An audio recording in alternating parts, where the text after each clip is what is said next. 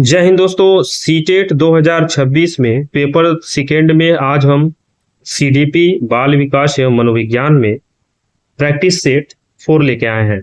अभी तक आपने प्रैक्टिस सेट 1, प्रैक्टिस सेट 2 और प्रैक्टिस सेट 3 नहीं देखा है तो उसे आप अवश्य देख लें, क्योंकि वो प्रश्न अगर आप देखते हैं तो आपको प्रैक्टिस सेट 4 में और भी बेहतरीन समझ में आएगा। क्योंकि practice set 1, practice set 2, practice set 3 में 15 क्वेश्चन के हिसाब से 45 प्रश्न हो चुके हैं और आज 15 देख लेंगे तो आपके 60 प्रश्न तैयार हो जाएंगे। ऐसे लक्ष्य ये है कि आपके प्रैक्टिस सेट में लगभग आपको 250 प्लस प्रश्न दिए जाएं। तो 250 प्लस प्रश्न अगर आपको चाहिए तो उसके लिए आपको पूरे वीडियोस को देखने पड़ेंगे। और इसके साथ ही साथ अगर आप मेरे चैनल से पहली बार जुड़ रहे हैं तो चैनल को सब्सक्राइब कर लें। तो चलिए वीडियो स्टार्ट करेंगे। उससे पहले आप वीडियो को बिना स्किप किए अंत तक जरूर देखिएगा। चलिए देखते हैं। फर्स्ट क्वेश्चन आपके लिए ये रहा। प्रश्न 1। एक शिक्षक कक्षा में बच्चों को उनकी सीखने की गति के अनुसार अलग अलग गतिविधियां देता है, तो यह किस सिद्धांत पर आधारित? क्या यह व्यक्तिगत भिन्नता कर रहा है, अनुकरण सिद्धांत, परिपक्वता सिद्धांत या शास्त्रीय अनुबंधन? जब एक शिक्षक बच्चों को सीखने के लिए अलग अलग गतिविधियां दे रहा है तो इनको क्या कर रहा है? भिन्न भिन्न गतिविधियां करा रहा है। यानी ऑप्शन नंबर ए इस प्रश्न का सही जवाब हो जाएगा। यानी व्यक्तिगत भिन्नता कर रहा है। इनसे रिलेटेड पॉइंट क्या है कि प्रत्येक कक्षा अलग गति से सीखता है, शिक्षण बच्चों की क्षमता, रुचि और आवश्यकता के अनुसार होनी चाहिए, चाइल्ड सेंटर्ड एजुकेशन का महत्वपूर्ण सिद्धांत। अगले प्रश्न की बात करें तो प्रश्न संख्या 2 आपके लिए ये रहा। किस प्रकार का मूल्यांकन विद्यार्थियों को सीखने के दौरान सुधार करने में सहायता करता है? ऐसा कौन सा मूल्यांकन है जो विद्यार्थियों को सीखने के दौरान सुधार करने में सहायता करता है? क्या वो समेटिव असेसमेंट है, फॉर्मेटिव असेसमेंट है, प्लेसमेंट असेसमेंट है या एनुअल असेसमेंट? तो सुधार करने के जो बात होती है ना, जो हेल्प करता है, सहायता करता है, वो आपका फॉर्मेटिव असेसमेंट होता है। ऑप्शन नंबर बी इस प्रश्न का सही जवाब हो जाएगा। अब ये फॉर्मेटिव असेसमेंट क्या है? सीखने के दौरान किया जाता है, नियमित फीडबैक देता है और त्रुटियों में सुधार का अवसर प्रदान करता है। अगले प्रश्न की बात करें तो प्रश्न संख्या 3 आपके लिए है। एक बच्चा कहानी पढ़ते समय पात्रों की भावनाओं को समझ लेता है। यहां देखिएगा, भावनाओं को समझने की बात हो रही है। यह किस प्रकार की बुद्धि का उदाहरण है? क्या यह तार्किक गणितीय बुद्धि है, भाषिक बुद्धि है, अंतर्वैयक्तिक बुद्धि है या स्थानिक बुद्धि है? देखिएगा, जब बच्चा कहानी पढ़ रहा है ना तो उसके भावना का मतलब अंदरूनी चीजों को जान रहा है, उसके अंदर के भाव को जान रहा है। यानी अंतर्वैयक्तिक बुद्धि की बात की जा रही है। ऑप्शन नंबर सी इस प्रश्न का सही जवाब हो जाएगा, जिसको इंग्लिश में कहते हैं इंटरपर्सनल। यानी वो पर्सनल हो जा रहा है, भावुक हो जा रहा है, उनके भावों को जान रहा है। इनसे रिलेटेड इंपॉर्टेंट पॉइंट क्या है? इसके प्रतिपादक जो हैं हार्वर्ड गार्डनर साहब हैं। दूसरों की भावनाओं और व्यवहार को समझने की क्षमता की बात करते हैं और नेतृत्व एवं सहयोग में सहायता की बात करते हैं। प्रश्न संख्या 4 आपके लिए है। निम्न में से कौन सा प्रश्न बच्चों में विश्लेषणात्मक चिंतन विकसित करता है? चिंतन, और वो भी विश्लेषणात्मक। भारत की राजधानी क्या है? परिभाषा दीजिए, 2 सिद्धांतों की तुलना, रिक्त स्थान भरिए। ये चीज है। जब हम किन्हीं 2 बिंदुओं पर तुलना करने लगेंगे ना तो वहां पे हम चिंतन करेंगे। वो भी कौन सा चिंतन?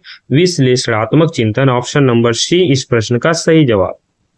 इनसे रिलेटेड जो इंपॉर्टेंट पॉइंट्स है, analysis level question, higher order thinking skills जिसको HOTS कहते हैं, और सीटेट में कॉन्सेप्ट बेस्ड प्रश्नों का महत्वपूर्ण प्रकार भी देखने को मिलता है। अगले प्रश्न की बात करें तो प्रश्न संख्या 5 आपके लिए है। किस स्थिति में शिक्षक की भूमिका फैसिलिटेटर कहलाती है? अब यहां देखिएगा, फैसिलिटेटर की बात की जा रही है और आपको पता है सीटेट में आप जब भी केवल वर्ड देखिएगा तो इसको कट कर दीजिएगा क्योंकि ये निगेटिव वर्ड है। इस प्रश्न का सही जवाब ऑप्शन नंबर बी हो जाएगा। बच्चों को स्वयं सीखने के अवसर देने की बात फैसिलिटेटर करता है। अब इनसे रिलेटेड क्या पॉइंट है? Learner centred teaching, inquiry based learning, active participation. अगले प्रश्न की बात करें तो प्रश्न संख्या 6 आपके लिए है। बच्चों को अपने उत्तर का कारण बताने के लिए कहना किस क्षमता का विकास करता है? क्या ये स्मृति, तर्क शक्ति, अनुकरण या रटना? तो बच्चों को अपने उत्तर का कारण अपने बताने की बात की जा रही है। यहाँ पे सोचना है, वो तर्क कर रहा है, अपने रीजनिंग स्किल का यूज कर रहा है, यानी ऑप्शन नंबर बी इसका सही जवाब हो जाएगा। तर्क शक्ति से संबंधित आपके पॉइंट क्या हैं? जैसे रीजनिंग स्किल्स, क्रिटिकल थिंकिंग करेगा, फिर उसके साथ ही साथ लॉजिकल एक्सप्लेनेशन करेगा, ठीक है ना। चलिए अगले प्रश्न की बात करें तो प्रश्न संख्या 7 आपके लिए है। यदि शिक्षक सभी बच्चों की उपलब्धि को तुलना स्वयं उनकी पिछली उपलब्धि से करता है तो यह किस प्रकार का दृष्टिकोण है? ध्यान दीजिएगा प्रश्न पे। शिक्षक सभी बच्चों की उपलब्धि की तुलना स्वयं उनकी पिछली उपलब्धि से करता है, तुलना कर रहा है, तो वह किस प्रकार का दृष्टिकोण रख रहा है? क्या ये नॉर्म रेफरेंस्ड है, या फिर क्राइटेरियन रेफरेंस्ड है, या इंडिविजुअल प्रोग्रेस बेस्ड असेसमेंट है, या समेटेटिव असेसमेंट है? तो यहां तुलना करने की बात हो रही है, यानी इंडिविजुअल, क्या चीज? इंडिविजुअल बात हो रही है, यानी ऑप्शन नंबर सी इस प्रश्न का सही जवाब। क्यों इंडिविजुअल की बात हो रही है? क्योंकि ये व्यक्तिगत, यानी प्रत्येक विद्यार्थी की व्यक्तिगत प्रगति पर ध्यान देता है, इसी को इंडिविजुअल कहते हैं। स्वस्थ अधिगम वातावरण और तुलना से अधिक विकास पर बल देता है। अगले प्रश्न की बात करें तो प्रश्न संख्या आपको अगला यानी प्रश्न संख्या 8 आपको देखने को मिलेगा। बच्चों में सीखने की जिज्ञासा बढ़ाने के लिए सबसे उपयुक्त तरीका किसे माना गया है? केवल तो हमने बता ही दिया है कि निगेटिव वर्ड है, यहां भी निगेटिव वर्ड है। गृह कार्य देना है, इससे काम नहीं बनेगा, यानी समस्या आधारित गतिविधियां कराना पड़ेगा। जैसे प्रॉब्लम बेस्ड लर्निंग करना पड़ेगा, इंक्वायरी अप्रोच रखनी पड़ेगी, एक्टिव एक्सप्लोरेशन करना पड़ेगा, तब जाके ये हो पाएगा।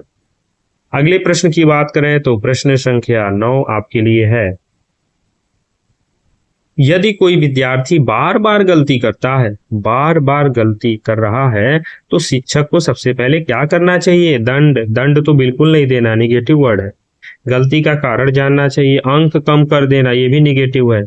अभिभावक को बुलाना चाहिए। क्यों बुलाएंगे भाई? हम क्यों बुलाएंगे? बच्चा गलती कर रहा है तो पहले तो हम कारण की बात करेंगे ना, कि गलती क्यों कर रहा है, किस कारण से कर रहा है। ऑप्शन नंबर बी इस प्रश्न का सही जवाब। अब जैसे देखिएगा, डायग्नोस्टिक असेसमेंट, एरर एनालिसिस और रेमेडियल टीचिंग की बात यहाँ पे की जा रही है। प्रश्न संख्या 10 की बात करें तो प्रश्न संख्या 10 है कि समावेशी शिक्षा में समानता, इक्वालिटी से अधिक किस पर बल दिया जाता है? यानी समानता की बात करें तो इससे अधिक किस पे बल दिया गया है? क्या प्रतियोगिता, समान अवसर, रटना या फिर अनुशासन? तो रटना तो निगेटिव बच गया 3। अब ये बताइए, समावेशी शिक्षा में आप प्रतियोगिता कराएंगे? नहीं कराएंगे। अनुशासन बनाएंगे? नहीं। सबको अवसर देंगे समान, यानी सबकी इक्विटी की बात करेंगे, यानी ऑप्शन नंबर बी आपका सही जवाब हो जाएगा। प्रत्येक बच्चे की आवश्यकता के अनुसार सहायता करना है, तभी तो समावेशी शिक्षा कहलाएगा। Fairness in education, inclusive practices करना पड़ेगा। प्रश्न संख्या 11 आपके लिए है कि सीखने का कौन सा सिद्धांत वास्तविक जीवन की समस्याओं के समाधान पर सबसे अधिक बल देता है? सीखने का ऐसा कौन सा सिद्धांत है जो वास्तविक जीवन की समस्या का समाधान करेगा? वास्तविक जीवन के समस्या का समाधान करेगा। क्या व्यवहारवाद करेगा? तो हम जब अपने वास्तविक जीवन में समस्याओं को सॉल्व करते हैं तो हम क्या करते हैं? उसका निर्माण करते हैं ना, यानी ऑप्शन नंबर बी इसका सही जवाब हो जाएगा। जैसे real life learning, meaningful learning, active knowledge, construction करना पड़ेगा, कंस्ट्रक्शन। अगले प्रश्न की बात करें तो प्रश्न संख्या 12 आपके लिए है कि शिक्षक द्वारा विद्यार्थियों से आप इस उत्तर तक कैसे पहुंचे, पूछना किसका उदाहरण। आखिर शिक्षक द्वारा विद्यार्थियों से आप इस उत्तर तक कैसे पहुंचे कि पूछना किसका उदाहरण है। क्या स्मृति परीक्षण का है, मेटाकॉग्निटिव प्रश्न है, प्रश्ननिष्ठ है या अनुकरण। इसका सही जवाब ऑप्शन नंबर बी, मेटाकॉग्निटिव प्रश्न की बात की जा रही है। मतलब thinking about thinking, self reflection, self monitoring. प्रश्न संख्या 13 आपके लिए है कि एक प्रभावी कक्षा की सबसे महत्वपूर्ण विशेषता क्या होती है। पूर्ण शांति, केवल आपका निगेटिव वर्ड हमने बता ही दिया। विद्यार्थियों की सक्रिय सहभागिता, अधिक की कम या अधिक गृहकार्य की बात ही नहीं करनी है। तो एक प्रभावी कक्षा की अगर विशेषता चाहिए तो शांति बना देंगे, कहां से वो प्रभावी होगा, यानी उनको सक्रिय करना पड़ेगा। यानी ऑप्शन नंबर सी इस प्रश्न का सही जवाब हो जाएगा। मतलब इंगेजमेंट, एक दूसरे से इंगेज करना है उनको, इंट्रैक्शन, कोलैबोरेशन लर्निंग की बात की जाएगी। प्रश्न संख्या 14 की बात करें तो यह आपके लिए है कि यदि कोई बच्चा स्वयं लक्षण निर्धारित करके पढ़ाई करता है, स्वयं लक्ष्य निर्धारित कर रहा है, स्वयं लक्ष्य निर्धारित कर रहा है और फिर पढ़ाई कर रहा है कि किसका उदाहरण है। बाह्य, जब स्वयं कर रहा है तो बाह्य कहाँ पे होगा, स्वनियंत्रित। बस स्वयं से ही स्वयं मिल गया, ऑप्शन नंबर बी, आगे कुछ पढ़ना ही नहीं था। यानी गोल सेटिंग करनी पड़ेगी, सेल्फ इवैल्यूएशन करना पड़ेगा, इंडिपेंडेंट लर्निंग करनी पड़ेगी। और आज के सेशन का अंतिम प्रश्न आपके लिए ये रहा कि एनईपी 2020 के अनुसार शिक्षण का मुख्य उद्देश्य क्या है। केवल शब्द निगेटिव, रटना निगेटिव, केवल निगेटिव। तो ऑप्शन नंबर सी ही बच रहा है जो कि सही हो जाएगा। यानी दक्षता आधारित, कॉम्पिटेंसी बेस्ड अधिगम विकसित करना होता है एनईपी 2020 के अनुसार, जो इनका मुख्य उद्देश्य है। Means conceptual understanding, critical thinking, problem solving, application based learning. तो इस तरह से आज हमने प्रैक्टिस सेट 4 में आपको सीटेट 2026 के लिए कुछ महत्वपूर्ण सीडीपी के प्रश्न लेके आए। वीडियो अच्छा लगा तो लाइक कीजिएगा, चैनल से पहली बार जुड़े हैं तो चैनल को सब्सक्राइब करके बेल आइकन पे क्लिक कीजिए और वीडियो को तुरंत शेयर कर दीजिएगा। मिलते हैं प्रैक्टिस सेट 5 में, तब तक के लिए जय हिंद।